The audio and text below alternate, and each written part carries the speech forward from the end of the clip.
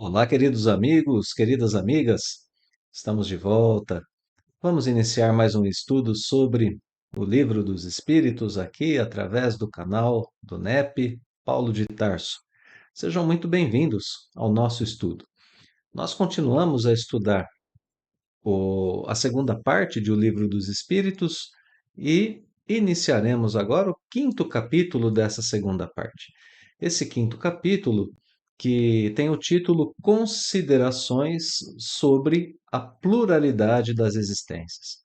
Então, como o próprio título já diz, nós teremos considerações sobre a reencarnação, dessa vez expostas por Allan Kardec e não pelos espíritos superiores, como nós estamos acostumados, né? As perguntas propostas por Allan Kardec, respondidas pelos espíritos superiores.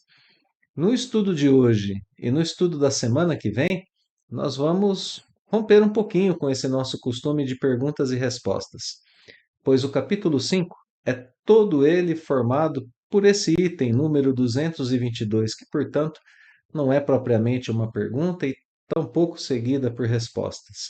Nós temos ali, como dizíamos, Allan Kardec tecendo suas considerações sobre essa pluralidade, essa multiplicidade das existências. Bem, como é um capítulo inteiro e um texto um tanto quanto mais longo, nós vamos dividir esse estudo em duas partes. Hoje nós vamos estudar até o 10º parágrafo desse texto, que é composto por 18. E na próxima semana a gente arremata e fecha o capítulo 5 dessa segunda parte de O Livro dos Espíritos. Mas antes de começarmos o nosso estudo, vamos, como de costume, fazer a nossa oração inicial.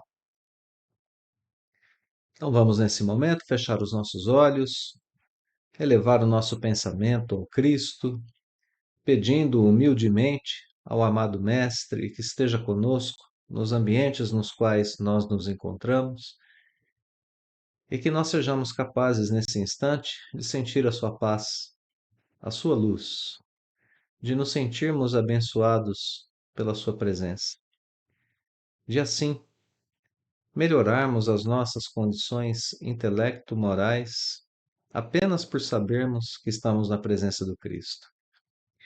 E que desse modo, com as nossas almas dispostas, nós consigamos aprender bem com o Livro dos Espíritos e que, na sequência, possamos continuar a guiar nossas vidas por esses luminosos ensinamentos somados à moral que o nosso Senhor Jesus nos ensinou. Que assim seja. Então, meus queridos amigos, a partir de agora nós podemos começar o nosso estudo de hoje, começar de fato o nosso estudo. Lembremos, nós estávamos estudando até agora, nessa segunda parte do Livro dos Espíritos, nós estudávamos a vida do espírito em relação com a matéria. Nós víamos as relações entre o espírito e a matéria, que nós chamamos de encarnação, e esse processo repetidas vezes chamamos de reencarnação. Estudamos as faculdades espirituais em relação com os laços consanguíneos, portanto, os laços de família. Estudamos as relações de filiação, né? Para entendermos as relações da nossa encarnação, das nossas reencarnações, como o que nós trazemos do plano espiritual para cá, o que é herdado de nossos pais. Estudamos assim as parecenças físicas e morais que foram depois expandidas a parecenças entre irmãos e entre povos. Descobrimos que o espírito herda muito de si mesmo, de vidas passadas. O que nós construímos em vidas passadas forma o nosso patrimônio espiritual e nós fazemos uso desse patrimônio na encarnação ou na reencarnação atual. Muito bem. Depois de termos estudado todas essas circunstâncias do espírito vindo à carne, vindo ao mundo corpóreo e voltando diversas vezes ao mundo corpóreo, tendo estudado o que é da natureza do espírito e o que é da natureza do corpo, agora a ideia de continuidade é a seguinte: nós vamos estudar uma análise da teoria reencarnacionista em si mesma. E essa análise é proposta por Allan Kardec. Já de posse de todo esse conhecimento que ele tinha ao escrever o Livro dos Espíritos, ele nos leva, nos conduz através de considerações, através de análises, de reflexões sobre essa questão da multiplicidade das existências, da reencarnação, sempre sob o ponto de vista da razão. Então, nós somos convidados aqui pelo codificador a refletir e a refletir bastante sobre a nossa existência e sobre a nossa consideração sobre o que é a vida. Porque aqui nós veremos, nesse estudo de hoje, que Allan Kardec vai fazer um movimento muito interessante, mas muito interessante para a nossa existência. Se a gente ainda tem qualquer dúvida, né, sobre a questão da reencarnação, se nós às vezes titubeamos, vacilamos diante dessa questão, nós vamos acompanhar aqui os argumentos de Kardec, elucidando, às vezes nos provocando um pouco, desafiando, para que a gente então possa refletir com ele e então chegar às conclusões que ele chega, o que é interessantíssimo de ser feito, né? Bom, eu não vou continuar falando sobre isso para não dar spoiler do que vem na sequência, né? Para a gente poder, de fato, seguir com Allan Kardec e a gente poder aproveitar bem. Hoje a gente não vai fazer aquela nossa tradicional passada pelo texto no seu geral, mas até porque é um texto mais longo, né? Um texto corrido, não são perguntas e respostas, mas assim, logo de saída, né? Logo de ponto de partida, a gente pode dizer que a gente dividiu esse estudo em duas partes, porque é possível a gente perceber esse movimento no texto que Allan Kardec escreve, nessa forma que ele propõe o raciocínio para a gente considerar a multiplicidade das existências. Então vamos lá, nessa primeira parte, a gente vai analisar com o codificador a teoria da unicidade da existência. E na segunda parte, a gente vai analisar com ele a teoria da reencarnação, ou seja, a teoria da pluralidade das existências. Ele vai fazer uma comparação entre as duas, vai o tempo todo chamar a nossa razão, chamar o nosso intelecto, nosso sentimento, nossos interesses a avaliar essas duas questões, né? Ou essas duas teorias, melhor dizendo. A primeira teoria que diz que nós só temos uma vida na carne, e a segunda teoria dizendo que nós temos múltiplas existências no corpo físico. Então, então, essas duas partes. Na primeira parte, hoje a gente analisa a teoria da unicidade das existências. E para analisar essa teoria, Kardec vai colocar 4 pontos para que a gente faça essa análise. O que fundamenta essa análise? O que sustenta essa análise? Em primeiro lugar, a razão. Depois, o interesse humano. Depois, a bondade e a justiça de Deus. E, por último, a capacidade que essa teoria tem de explicar a vida do espírito. A vida do espírito, esteja ele encarnado ou desencarnado. A vida do espírito como vida maior, né? Essa vida que contempla as duas situações, de estar no plano corpóreo ou fora dele. Ora num, ora noutro. Então, retomamos? Razão, interesse, a bondade e a justiça de Deus e a capacidade própria da teoria em explicar as coisas. São sob esses aspectos que a gente vai decidir se a teoria da unicidade da existência é boa ou não. Então vamos lá?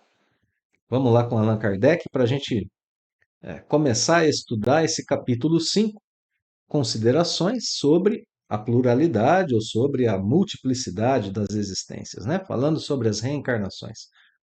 Vamos lá com o codificador. Então, parágrafo 1 do item 222 aqui de O Livro dos Espíritos. Vamos seguir com Kardec. Muitas pessoas vão dizer que não é novo o dogma da reencarnação. E Kardec já justifica logo na sequência dizendo que a doutrina espírita nunca disse que a reencarnação era uma invenção dela, era uma invenção daquela época. Então Kardec concorda, fala, olha, realmente, dogma da reencarnação, esse princípio da reencarnação, dogma nesse sentido, né, de ser um princípio, bom, isso não é novo. Isso já existia há muito tempo na história humana. Agora, a gente precisa pensar como é que a reencarnação era pensada antes e como ela é pensada durante e após o Espiritismo. Então, para isso, continua o texto. Olha aqui, ó. Constituindo uma lei da natureza, o Espiritismo há de ter existido desde a origem dos tempos. Como assim o Espiritismo há de ter existido desde a origem dos tempos? A gente volta a considerações que nós já fizemos em estudos anteriores, que nos levam a refletir que quando Kardec diz esse tipo de, ou retrata esse tipo de ideia, né, quando ele nos conduz a pensar dessa forma, o Espiritismo sempre existiu. Não é o Espiritismo como doutrina espírita, mas o Espiritismo, essa situação em que o ser humano trava relações com o plano espiritual, em que a humanidade pôde estudar de alguma forma e desenvolver conceitos que poderiam explicar, que poderiam retratar, que poderiam aprofundar de alguma forma essas questões de relacionamento entre os dois planos da vida, o plano corpóreo e o plano incorpóreo. Então é mais nesse sentido, né, que Kardec diz que o espiritismo sempre existiu. E o importante para a gente aqui é essa frase primeira aqui, constituindo uma lei da natureza. Então, o espiritismo, ele revela leis naturais. E é muito importante a gente perceber isso logo no começo do texto, porque é essa a ideia que vai fundamentar todo o estudo dessas considerações sobre a multiplicidade das existências. Porque nós vamos encarar a partir de agora a reencarnação como uma lei natural. Então a gente vai perceber e vai ter assim aos nossos olhos que o espiritismo ele nada mais fez, o espiritismo agora a doutrina espírita mesmo, né, ali nascente com Allan Kardec, ele nada mais fez do que retratar, do que, melhor dizendo, até do que retratar, do que descortinar para nós, revelar, ele é uma revelação, não é? Revelar leis naturais. Então, já começamos a caminhar com Kardec através de um raciocínio que é um raciocínio profundo. Da mesma forma que a física revela leis da natureza, só que leis do mundo corpóreo, o Espiritismo revela leis da natureza, só que não do mundo corpóreo, do mundo dos espíritos, do mundo espiritual. Bom, então vamos lá. Sempre com essa lembrança, né, com isso em mente. Constituindo uma lei da natureza, é uma lei da natureza, a relação entre os dois planos da vida, a gente segue demonstrando aquilo que a natureza traz. Então, sempre houve, desde a mais remota antiguidade, as noções de reencarnação. E aí Kardec vai citar aqui, por exemplo, Pitágoras, né, e vai citar o exemplo da metempsicose. A metempsicose é aquela ideia ligada à reencarnação, na qual seres humanos poderiam reencarnar futuramente em corpos animais. Isso é refutado, é rechaçado pela doutrina espírita. Falar isso não é possível, né? Olha lá, filósofos indianos, egípcios, já tinham desde tempos imemoriais essa questão da reencarnação na sua cultura, no seu modo de pensar. Então, de fato, o dogma da reencarnação não é novo, a doutrina espírita reconhece isso e ela nunca quis ter o privilégio de revelar a reencarnação. Então, Kardec está nos explicando isso. Bom, essa ideia, diz Kardec, já era uma crença vulgar nessas antigas comunidades. E ele pergunta na sequência, para ela ser uma crença vulgar entre filósofos indianos, egípcios, Pitágoras, Pergunta que vem é a seguinte: de onde eles adquiriram isso? Por revelação ou por intuição? Porque parece ter surgido nesses povos, né? De modo espontâneo. Kardec escreve na sequência: ignoramo-lo. A gente não sabe de onde veio essas, de onde vieram essas ideias, ou essa ideia, melhor dizendo, para esses povos antigos. Mas, apesar de dizer isso, a gente acabou de estudar agora há pouco, no estudo anterior, a questão das ideias inatas, não é isso? A gente está lembrando que a gente tem ideias inatas, a gente tem intuições que vêm de outras vidas, a gente tem é, várias heranças do espírito imortal quando ele encarna. A gente tem mesmo essas intuições que dizem que a vida continua após a morte, que haverão outras existências, que nós somos imortais. Bom, enfim, né? Deus, a individualidade do espírito se sustenta, enfim. A gente tem mesmo essas ideias e isso foi colocado no estudo anterior. Acontece que Kardec coloca esse ignorâmulo aqui, não é assim, contradizendo o que já foi posto no livro, é que Kardec tem uma intenção aqui que a gente vai ver que é uma intenção das melhores para a gente pensar a reencarnação. Ele vai fazer um desafio aqui para a gente, que é um desafio muito bom. Então, por enquanto, ele deixa isso em suspenso. E a gente vai entender porque ele deixa em suspenso já já. Vamos seguir com o texto, né? Então, olha só. Segue explicando mais um pouquinho. Seja, porém, como for, o que não padece dúvida é que uma ideia não atravessa séculos e séculos, nem consegue impor-se a inteligências de escola, se não tiver algo de sério. Assim, a ancianidade dessa doutrina, em vez de ser uma objeção, seria uma prova a seu favor. Então, olha aí, ó. Primeiro argumento de Kardec, né? Primeiro argumento, ele fala assim: bom, algumas pessoas falam, mas o Espiritismo está dizendo que essa coisa de reencarnação, isso aí nem ideia nova é, vamos deixar isso para lá.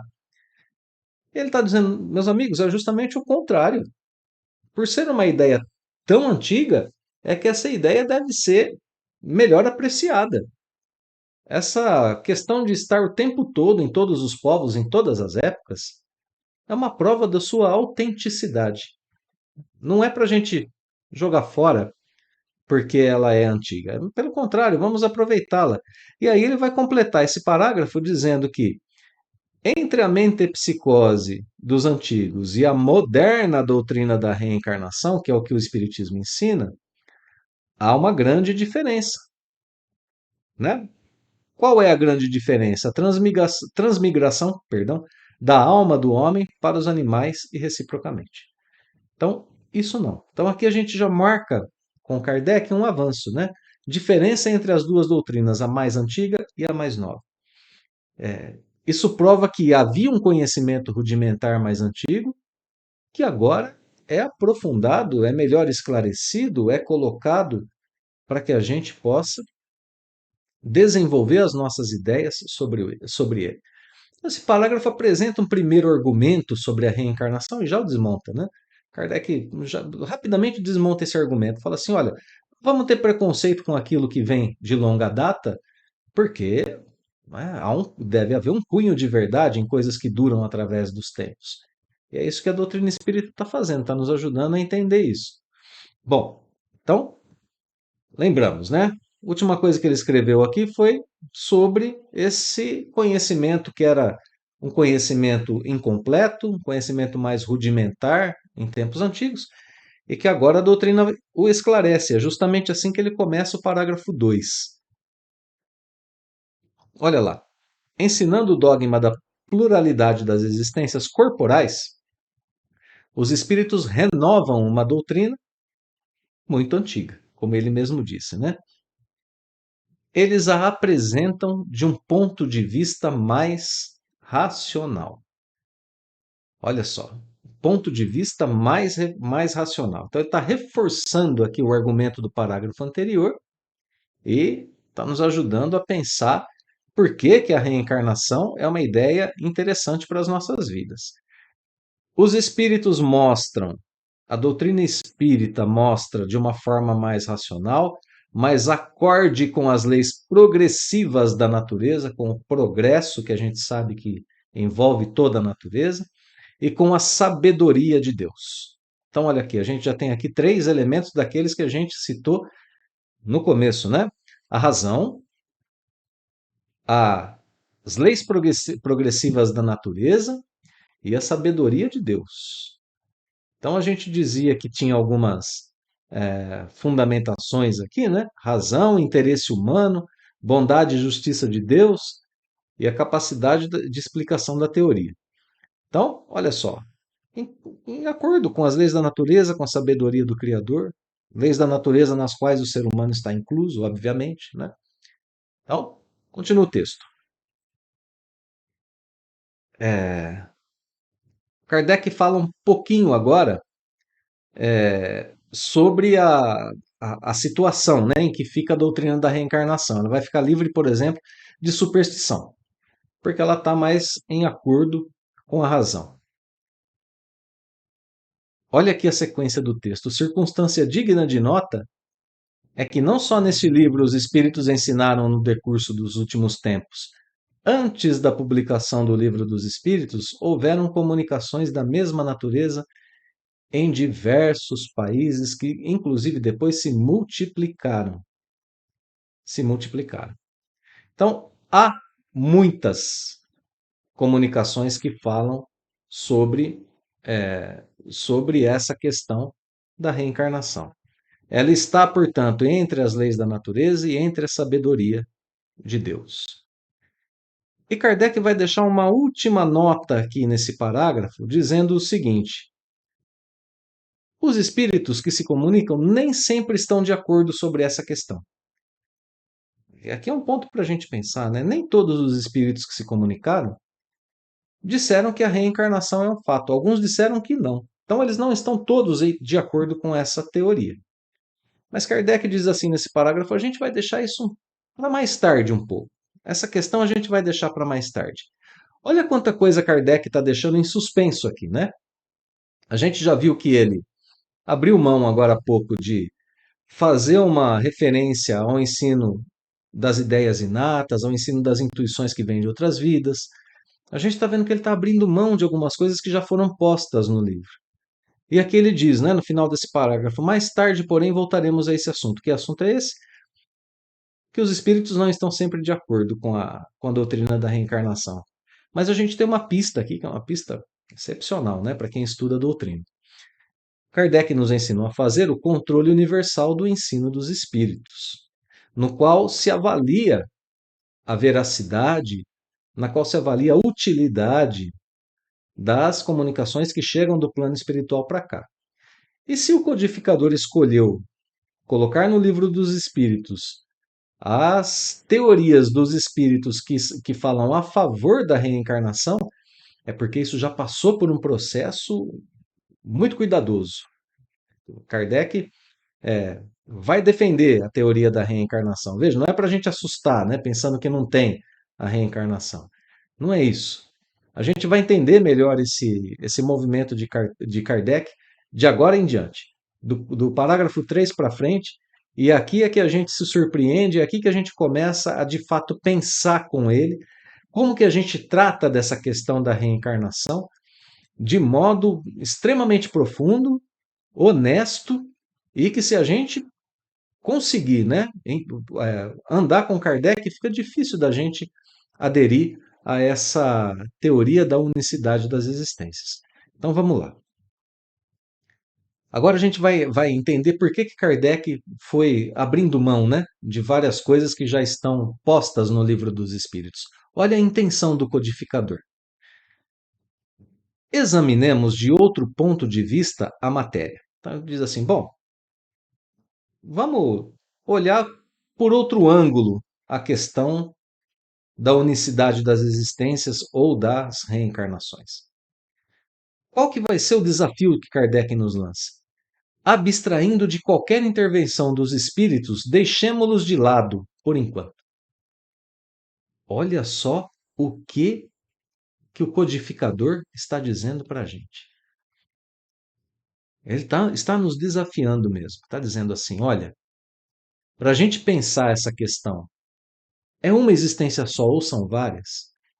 Vamos fazer o seguinte, então. Os espíritos não estão todos de acordo em relação a isso? Não estão.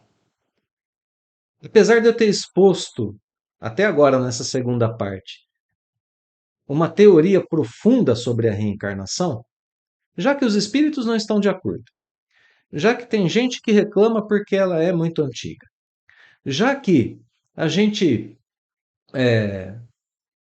não pode fundamentar, então, de repente, né, que são ideias inatas, que são intuições de vidas passadas, essas informações sobre reencarnação, bom, tudo bem. Então, a partir de agora, vamos abrir mão de tudo isso. Vamos deixar para lá. Vamos dizer que os espíritos não possam nos ensinar algo sobre a reencarnação. Esse é o desafio. E vamos ver como que a gente se sai analisando, perdão, vamos voltar aqui o texto, isso, analisando o que decorre da teoria da unicidade das existências. E aí a gente decide. Então, olha lá, ó, deixemos-los de lado por enquanto. Vamos deixar esses ensinamentos de lado por enquanto.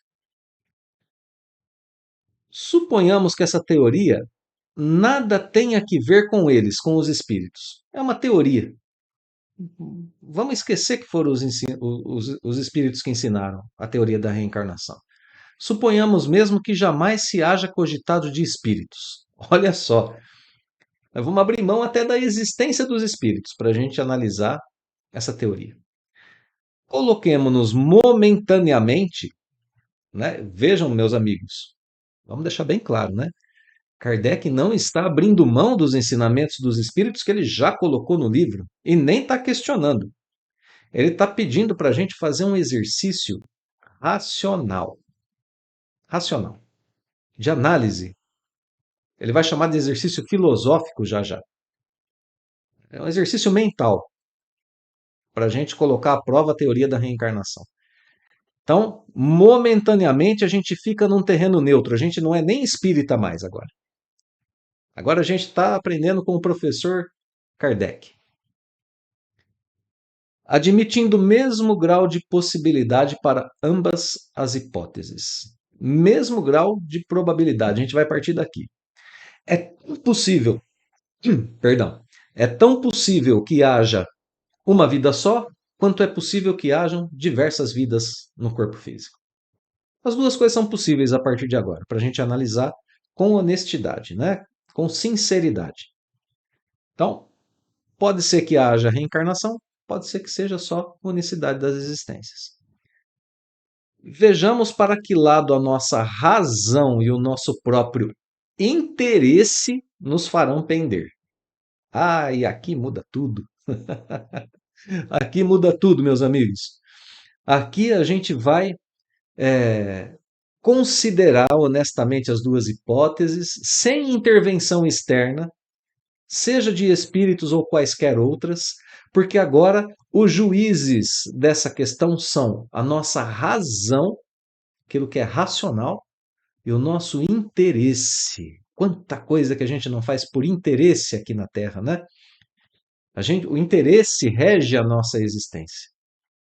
Se é algo que me faz bem, algo que me traz conforto, algo que me traz bem-estar, algo que me faz progredir, ou seja, algo que está dentro do meu interesse, aquilo, né, se transforma muito, olha só, interessante para mim. Eu vou atrás, eu procuro, eu luto por aquilo. Assim, então, agora a gente vai examinar até mesmo o nosso interesse do ponto de vista dessas duas questões.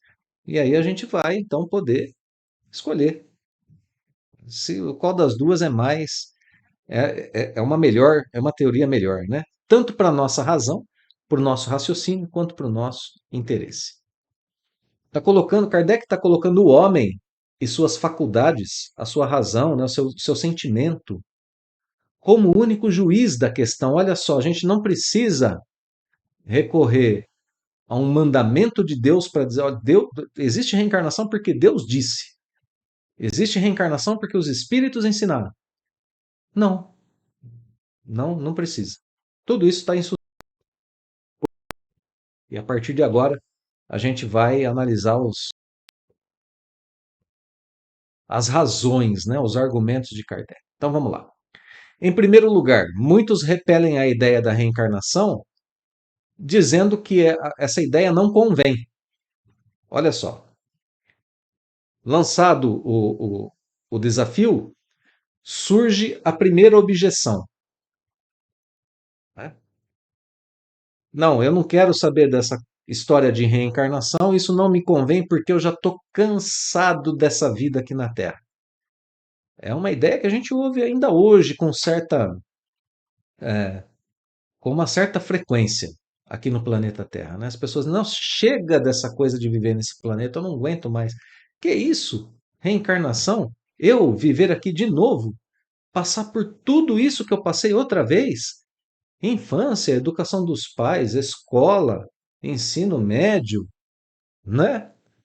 Graduação, depois as dificuldades da própria vida, a juventude, os hormônios, bom, enfim, né? Tudo que a gente vive aqui no corpo. A pessoa se diz cansada disso tudo e diz: não, eu não quero mais isso.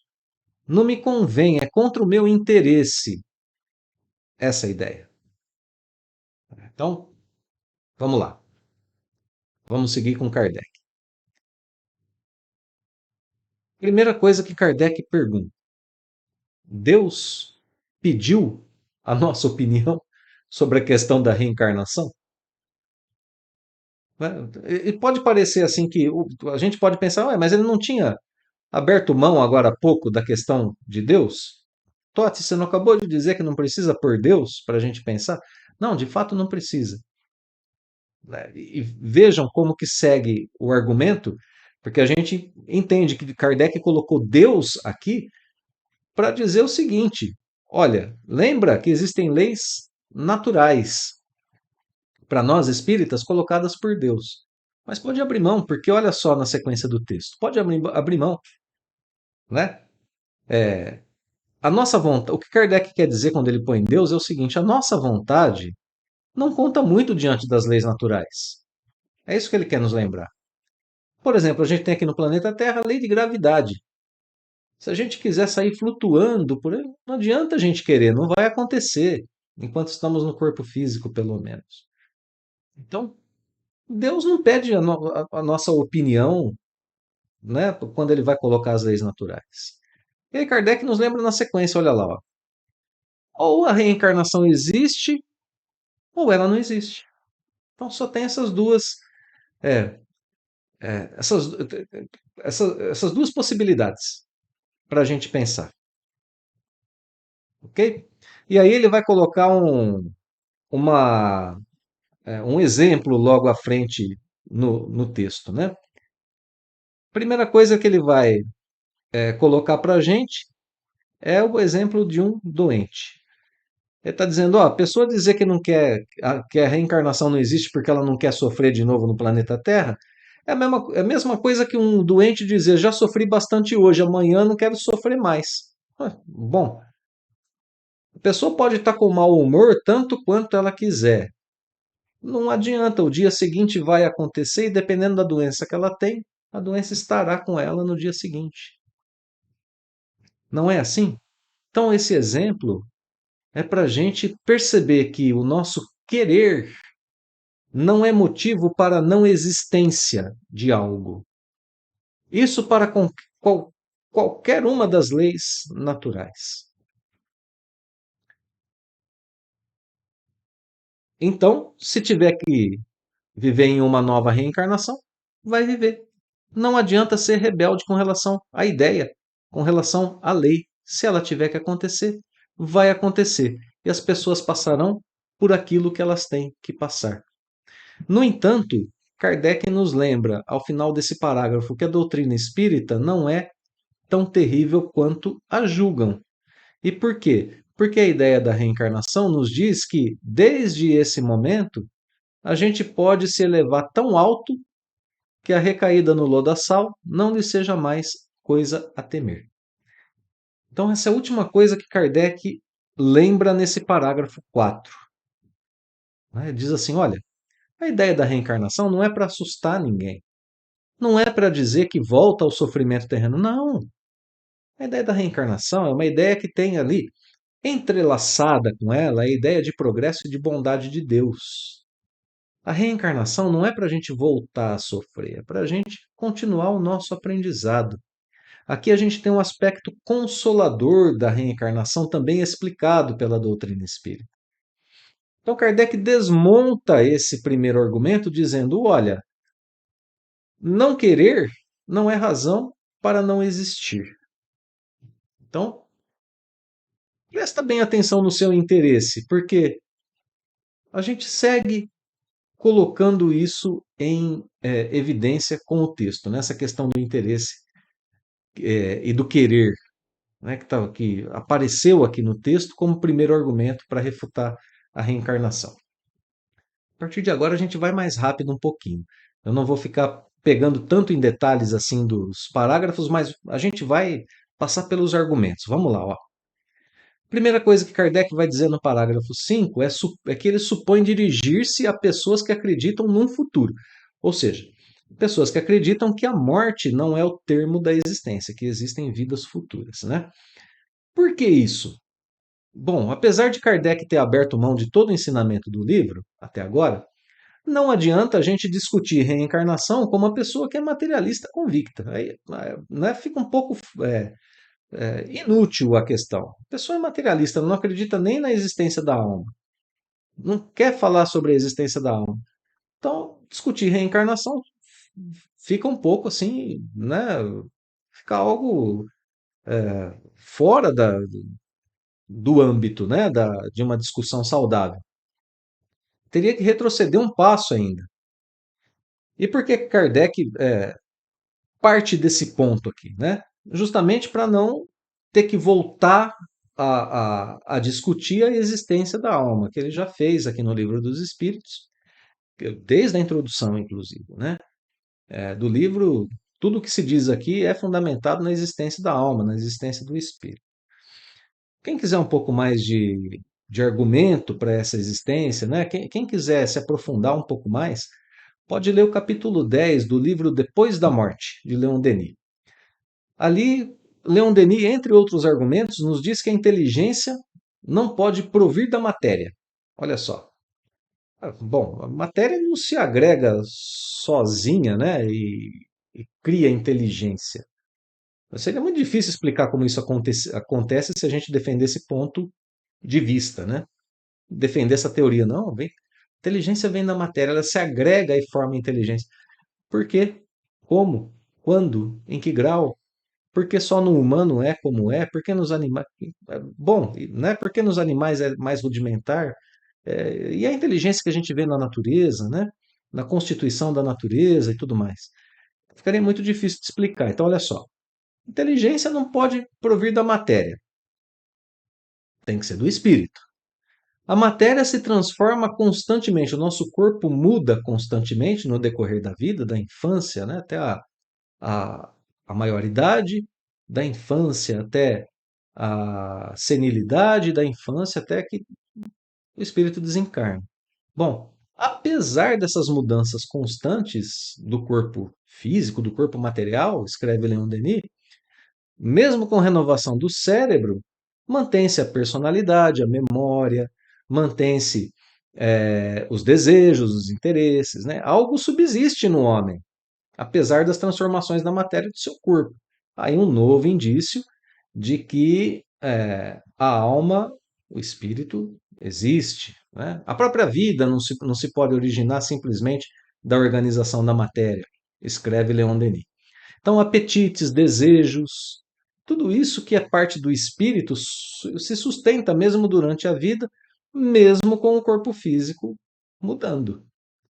Então, escreve Leon Denis para a gente encerrar esse parêntese aqui. Né? Se a morte fosse a última palavra de todas as coisas, se os nossos destinos se limitassem a essa vida fugitiva, teríamos aspirações para um estado melhor de que nada na Terra, nada do que é matéria pode nos dar ideia? A gente quer perfeição, a gente quer felicidade plena, a gente quer coisas que aqui na Terra não tem. Veja, aqui o relacionamento, né, a relação desses desejos com o espírito e não com o corpo. As necessidades infinitas da alma reclamam forçosamente uma vida sem limites, escreve Leon Denis. Então a gente tem ótimos indícios para pensar a existência da alma, né? O espírito como um ser à parte do mundo corpóreo. Então é com essas pessoas, é conosco, né? Com espiritualistas que Kardec conversa para falar sobre pluralidade ou unicidade da vida no corpo. Olha só, a alma está pré-posta como ideia, né? Como teoria, pelo menos. Bom, então, argumentos agora de Kardec, para seguir com o nosso estudo. Se a gente crê num futuro qualquer, a gente tem que admitir que ele não é igual para todo mundo, né? Senão, qual a utilidade do bem? Escreve Kardec aqui, no nosso trecho em destaque aqui, né? Olha a pergunta de Kardec, hein? A gente estamos conversando agora com a convicção das pessoas, com a convicção que nós temos. Somos espíritos? Somos. Se somos espíritos, tem que ter alguma coisa para depois do corpo. O espírito não se destrói com o corpo. Certo? Certo. Bom, tendo pensado isso, a gente tem que também pensar como consequência disso que o futuro na vida espiritual não é igual para todas as pessoas. Certo? Certo, porque senão qual a utilidade do bem? Se o futuro é igualzinho para todo mundo, para que eu vou fazer o bem? Para que eu vou me constranger? Para que eu vou controlar minhas paixões, os meus desejos, como está aqui no texto, a gente está marcando, né? Para que eu vou fazer isso se no futuro não ficaria nem melhor nem pior? Se o futuro já estava ali, né?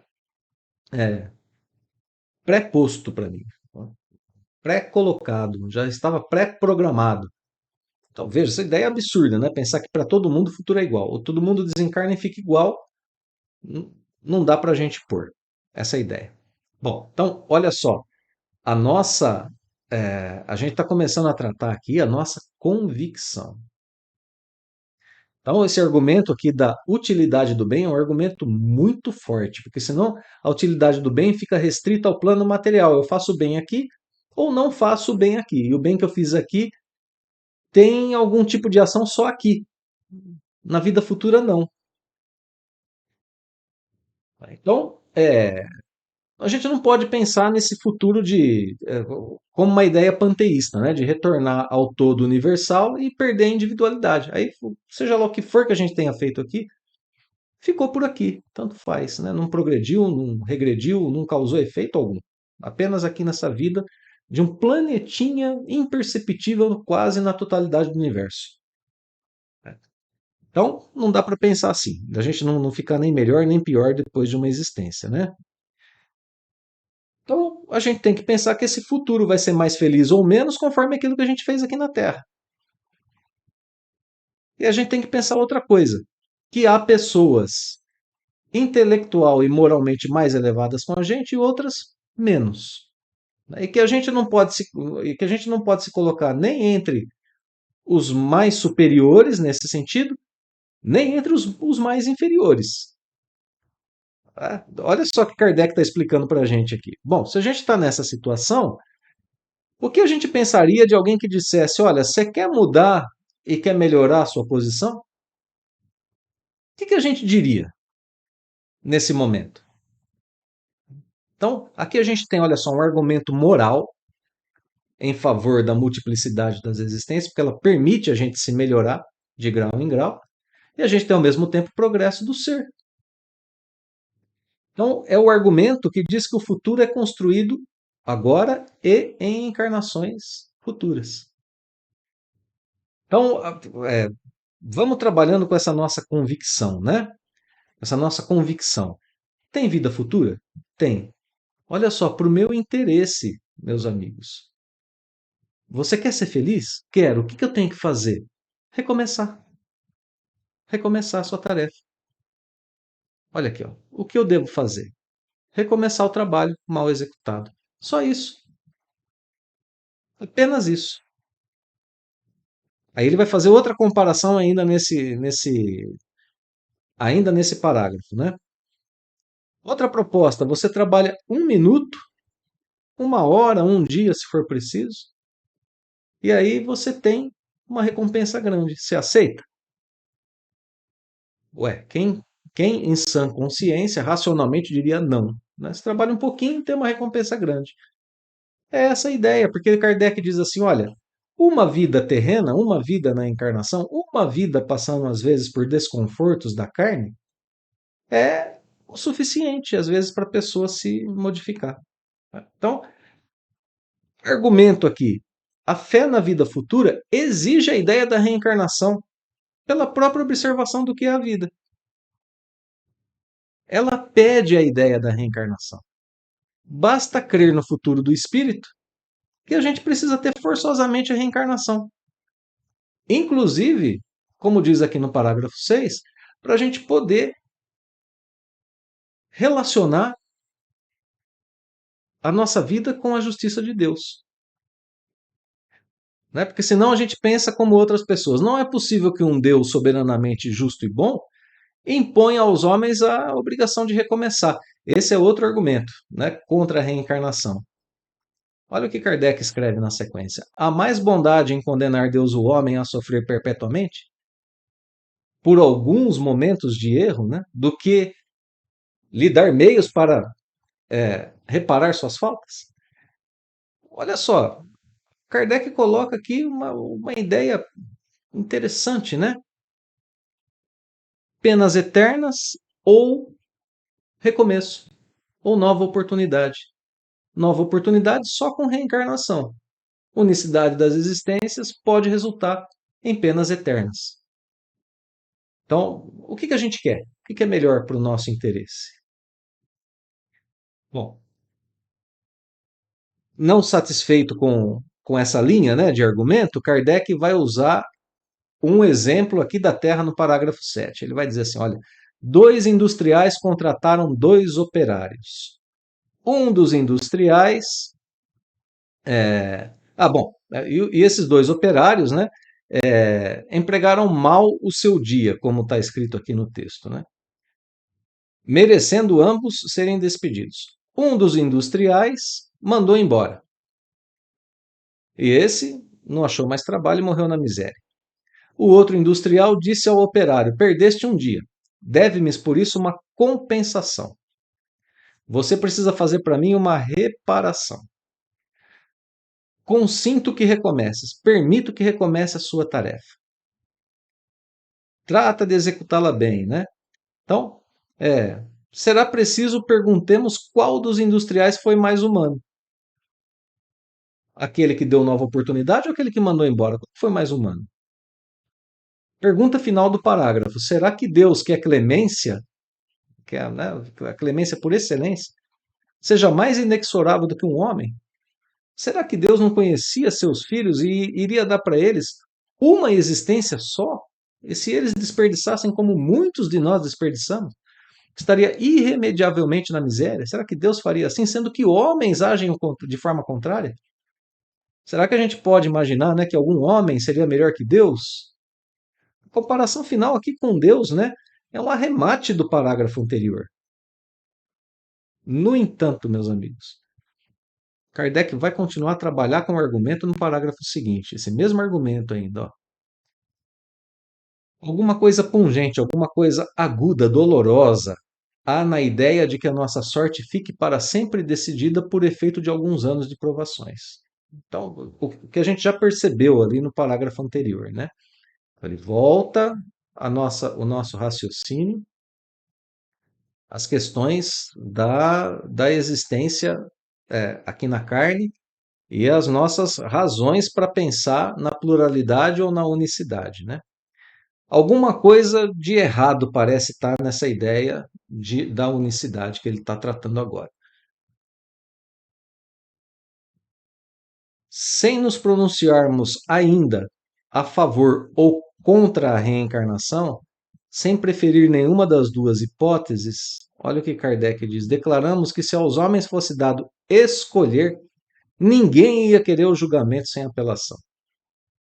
Ninguém ia querer ser mandado embora porque errou, porque perdeu um dia. Ninguém ia querer penas eternas porque errou em uma encarnação. Ninguém iria querer essa ideia. Olha o que Kardec está trabalhando aqui com a gente nesse momento. Ele está trabalhando a ideia inicial. Aquela ideia de pessoas dizerem: eu não quero sofrer de novo uma nova vida. Eu não quero, está contra o meu interesse. Kardec está provando o contrário. Kardec está provando: não, você quer sim. É que você não analisou a situação por outro modo. Você não analisou a outra hipótese. Diante da vida e diante da lei de Deus, você não analisou. Se você analisar, você quer. O seu interesse é que hajam reencarnações. Ninguém quer julgamento sem apelação. Ninguém quer condenação definitiva. Ninguém quer. Aqui se mostra o que é a vontade real do Espírito. Olha só como a gente não conhece o que é, às vezes, do nosso interesse realmente, né? A vontade aqui está sendo dirigida para uma questão do que é a vida real, de como a nossa razão pode apreender a vida, como a nossa razão pode conceber a vida em aspectos mais profundos. Não a ideia de simplesmente não querer voltar por não querer sofrer, por revolta, por estar cansado. Não, nada disso. É porque é o melhor. Interessante, né? Olha lá, vamos adiante. Então, de novo, né? Kardec não se pronuncia nem por uma nem por outra, deixa em suspenso ainda e diz, conclui aqui, né? De tudo que ele escreveu, ele já consegue concluir isso. Fala, olha, ninguém ia querer a unicidade das existências se pensasse a vida por esse prisma, né? Disse um filósofo que se Deus não existisse, fora mister, fora necessário inventá-lo, né? Provavelmente aqui o filósofo citado por Kardec é Voltaire, na obra O Ateu e o Sábio. Provavelmente é esse filósofo. Como ele não identifica aqui, né? A gente imagina que seja ele. Tem uma citação, se não ipsis literis, pelo menos parecida, né, de Voltaire, com essa ideia, né, de que se Deus não existisse, seria necessário inventá-lo. Por que essa ideia, meus amigos? Olha o que a gente está vendo aqui. A vida na matéria, e exclusivamente na matéria, é carente de informações, é carente de explicações. Como a gente viu com Leon Denis agora há pouco, é carente em contemplar os desejos maiores e mais nobres da humanidade. Falta tudo aqui, é uma insegurança viver na matéria. Né? Tudo aqui se corrói, tudo se destrói, tudo acaba na matéria, tudo se transforma. A vida material, portanto, é inconstante, a inconstância, a mutabilidade é própria dela. É preciso um porto seguro, são preciso leis que rejam, né, a nossa conduta, leis que sejam capazes de conduzir o nosso caminho. Então, por isso Voltaire escreve, né? Ele que não, Voltaire que a gente sabe não era um, e de novo um parêntese, né? Se é que Kardec se referia a Voltaire aqui, acredito que sim. Se não, o importante é a frase, é o pensamento, né? Se não existisse Deus, seria necessário inventá-lo, porque a gente é carente disso.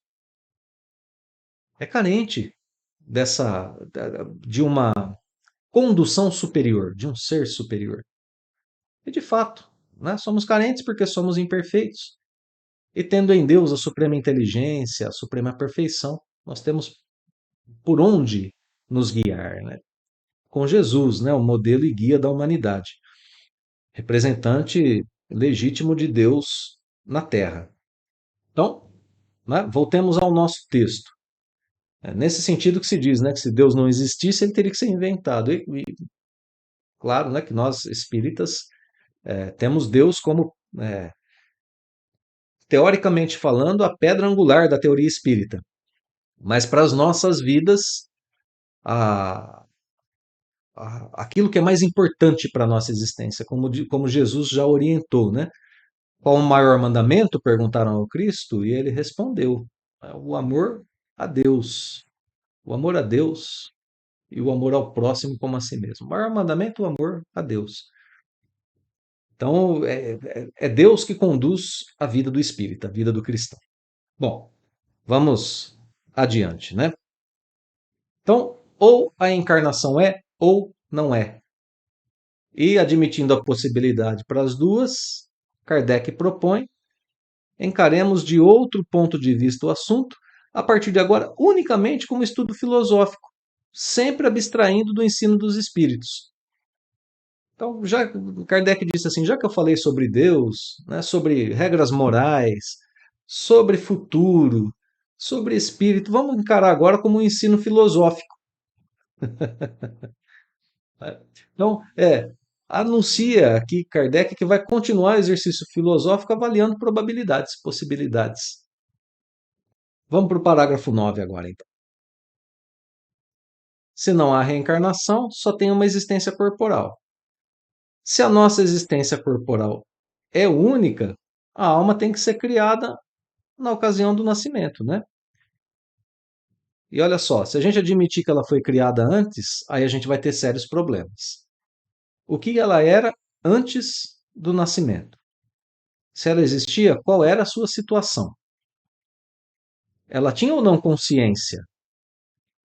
Ela é individual? Ela estava sujeita à lei do progresso ou estava estacionária? Bom, que grau de progresso ela adquiriu antes de tomar o corpo? Então veja só, né? O que Kardec está mostrando aqui para nossa razão? A gente está analisando a situação até agora tendo a alma como critério, né? Principal, a existência do ser fora do corpo. Na unicidade da existência, a alma tem que ser criada com o corpo. Se ela não for criada com o corpo, a gente fica assim, completamente perdido em relação a essas perguntas que Kardec fez. O que ele está mostrando para a gente aqui? Olha, se a gente admitir a teoria da unicidade das existências, a gente não consegue explicar coisa alguma com essa teoria. Então a gente admite aquilo que é menos pior, né, para o nosso conhecimento, que a alma foi criada com o corpo. Isso é o menos pior. E aí a gente continua o estudo. Então vamos admitir que ela foi criada com o corpo para a gente não ter que ficar desenvolvendo muitas suposições sem fundamentação forte para o nosso conhecimento, né? Então olha lá, ele vai no finalzinho do parágrafo vai dizer: vamos admitir então que a alma nasce com o corpo. A alma nasce com o corpo. Vamos admitir isso e vamos começar daqui ao nosso estudo filosófico proposto ali em cima, né? Então vamos lá. Nasceu com o corpo. Só dispõe a alma nasce com o corpo ou o que vem a ser o mesmo que antes de encarnar só dispõe de faculdades negativas. Ela não tem nada, né?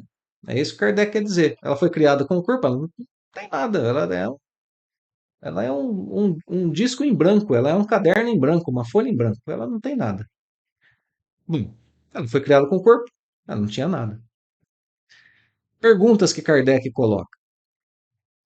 Por que mostra a alma aptidões tão diversas, independentes da educação? Primeira pergunta. Aquilo que a gente nasce e que não veio da educação, de onde veio se a alma não tinha? As aptidões extranormais, reveladas já desde tenra idade. Aquilo que, né, a gente já, pessoas como a gente estudou há pouco, que nascem e batem o olho em um instrumento musical, por exemplo, já desfilam as primeiras notas. De onde vem? De onde vêm as ideias inatas? Uns têm ideias inatas, outros parecem que não. Né? E aí, onde a justiça? De onde, em uns, as ideias inatas ou intuitivas, que noutros não existem? Então, como que a gente trabalha com isso, né? Bom, outro problema sério. De onde o instinto precoce que revelam certas crianças ou para vícios ou para virtudes? Item 5. Porque abstraindo-se da educação, uns homens são mais adiantados do que outros? Porque há selvagens e homens civilizados. Né? Então, por que inclinações morais? Por que alguns têm forças morais já conquistadas? Por que as diferenças entre os povos? Como que a gente explica tudo isso se a alma é criada junto com o corpo?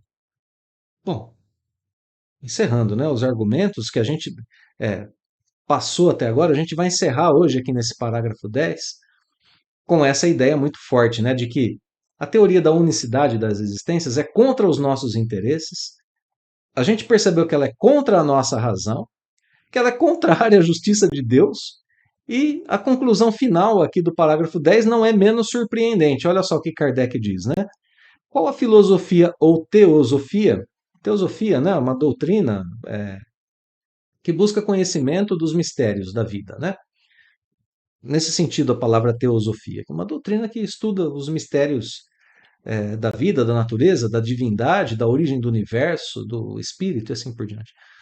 Qual filosofia ou teosofia capaz de resolver esses problemas, né, que são postos pela teoria da unicidade das existências? É fora de dúvida que ou as almas são iguais ao nascerem ou são desiguais. Se são iguais, por que entre elas tão grande diversidade de aptidões quando nascem, né? Dir-se-á que isso depende do organismo, olha só. Mas então achando-nos na presença da mais monstruosa e imoral das doutrinas. Ora, o homem seria simples máquina, joguete da matéria, não teria responsabilidade de seus atos. Está aqui no texto, ó, não deixaria de ter, perdão, vou marcar direitinho, deixaria de ter responsabilidade de seus atos, pois que poderia atribuir tudo às imperfeições físicas. Ou então, pior ainda, se as almas são desiguais é porque Deus as criou assim. Deus é injusto. Olha só, cria uns bem e outros não. Nesse caso, ou imperfeito, né? Deus é injusto ou imperfeito, porque cria algumas almas mais felizes e outras menos. Ou ele faz isso por injustiça ou por incapacidade. Olha o absurdo que a gente chega decorrente da teoria da unicidade das existências, né? Nesse caso, porém, porque a inata superioridade concedida a algumas, olha lá, corresponderá a essa parcialidade à justiça de Deus e ao amor que ele consagra igualmente a todas as suas criaturas? Obviamente que não, né? Então, para a gente fechar o estudo de hoje, olha só, conclusão final que a gente chega aqui com essa apresentação de Kardec sobre a unicidade das existências. O ser humano é incapaz, porque ele é um joguete da matéria, incapaz de gerir o seu próprio destino, ele está sujeito à matéria. Deus ou é injusto ou é impotente, né? É, enfim, né? Portanto, o homem não tem responsabilidade de seus atos, não há vida moral. Olha só o que decorre da teoria. No final, aqui, né, depois de tudo que a gente já passou, olha onde a gente chega com a teoria da unicidade das existências. Se a gente admiti-la da forma como a gente está acostumado a ver é, corriqueiramente aqui na Terra, né? Então a gente tem como consequência dessa teoria de uma existência única no corpo ideias nada consoladoras, além da incapacidade teórica de explicação sobre a alma, sobre Deus, sobre a vida. Esse é o argumento final. A teoria da unicidade das existências não explica coisa alguma sobre a alma, nem sobre Deus, nem sobre a vida em geral, nem sobre a sequência da existência do espírito. Vejam como ela é uma teoria é, assim bem restrita, né? Bem incompleta. Então esse é o último argumento de Kardec. Aqui para no nosso próximo estudo a gente vai entrar nos argumentos a favor da reencarnação. Aí Kardec vai falar sobre a reencarnação. Percebemos, né? Até aqui ele ficou colocando para a nossa razão, para o nosso interesse. Não é racional pensarmos a unicidade das existências, porque não é uma boa teoria. Não é de acordo com o nosso interesse, porque a gente pode ter consequências ruins se errarmos, né? Não está de acordo com a justiça e bondade de Deus se considerarmos a justiça e bondade de Deus, se considerarmos Deus. E não é uma teoria que explica coisa alguma sobre a vida. Pronto. Fomos surpreendidos por Kardec, nos ensinando a raciocinar sobre a teoria da unicidade, abrindo mão do ensinamento dos espíritos. É um belo capítulo, não é? Aqui é uma aula de lógica, né? Uma aula de concatenação de ideias que Kardec nos traz para que a gente para que a gente aprenda, de fato, a melhorar a nossa convicção, né? Agora a gente sabe por que a gente é reencarnacionista. A gente não precisa do ensino dos espíritos. A gente pode até abrir mão deles para falar sobre reencarnação. Olha o que a gente aprendeu hoje, né? Maravilhoso. Bom, meus amigos, na sequência nós teremos as comparações dessa teoria com a teoria da reencarnação. Por esse caminho, veremos que os argumentos ficarão ainda mais poderosos nesse nosso exercício mental e filosófico que refuta a teoria da unicidade das existências e demonstra que ela é incompatível com nossas necessidades, com nossos desejos, com a bondade de Deus e com a explicação que a vida exige. Além disso, no próximo texto, né, na continuidade do texto, melhor dizendo, Kardec começa a demonstrar também a necessidade de uma nova teoria para a explicação da vida, que é a teoria da reencarnação. E para que essa teoria esteja em acordo com as faculdades e aspirações humanas, como a gente viu lá com Leon Denis. Então a gente encerra por aqui hoje, é, agradecendo mais uma vez pela paciência, pela companhia nos estudos. Eu espero que vocês tenham gostado desse estudo, porque ele é um pouquinho diferente, né, do que a gente está acostumado. A gente se dedicou bastante à narrativa de Kardec, aqui, né, à exposição de seus argumentos, para a gente sentir, tentar, né, sentir um pouco o poder do raciocínio que o codificador nos dá aqui. Espero que a gente tenha cumprido o objetivo. Então, mais uma vez, muito obrigado pela companhia. Desejo a todos uma excelente semana e fica o convite. A gente se vê no próximo sábado e continua a estudar o capítulo 5 e, se Deus assim o permitir, a gente termina no próximo sábado o capítulo 5. Mais uma vez, um abraço fraterno e até logo mais.